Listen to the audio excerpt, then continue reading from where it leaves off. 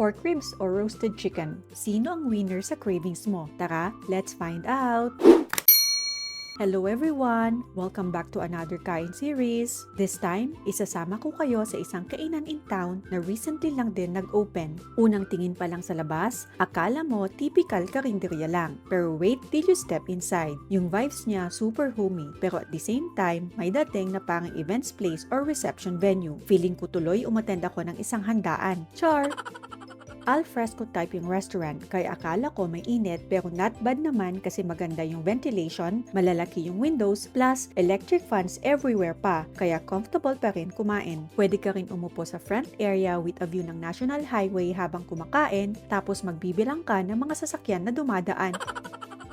And speaking of the National Highway, good news dahil may parking area din sila and that's a plus points lalo na kung may dala kang sasakyan. Kaya naman, wag na natin patagalin. Here's what we tried. Since bestseller daw nila ang ribs at roasted chicken, yun ang in-order natin para malaman kung alin ba talaga ang mas the best. Yung back ribs nila, effortless kainin kasi literal na fall off the bone. Ganun siya ka-tender. Yung roasted chicken naman, super juicy din. Pareho silang masarap yung pagka-marinate as in nanuot talaga yung lasa even without the sauce. But for me, mas nagustuhan ko yung roasted chicken, while yung kasama ko naman, mas gusto daw niya yung ribs. Depende talaga siya sa preference and taste buds natin, kaya disclaimer ulit guys, iba-iba tayo ng panlasa. What's masarap for me, hindi necessarily masarap for you, kaya it's for you to try and find out. This restaurant offers local Filipino flavors na for sure pasok sa ating panlasa at pati na rin sa ating bulsa. Just to add up, super bait and friendly din ng mga owners and staff, kaya mas naging welcoming and enjoyable yung overall experience namin. And here's a sample of their menu. Pause this part for your reference.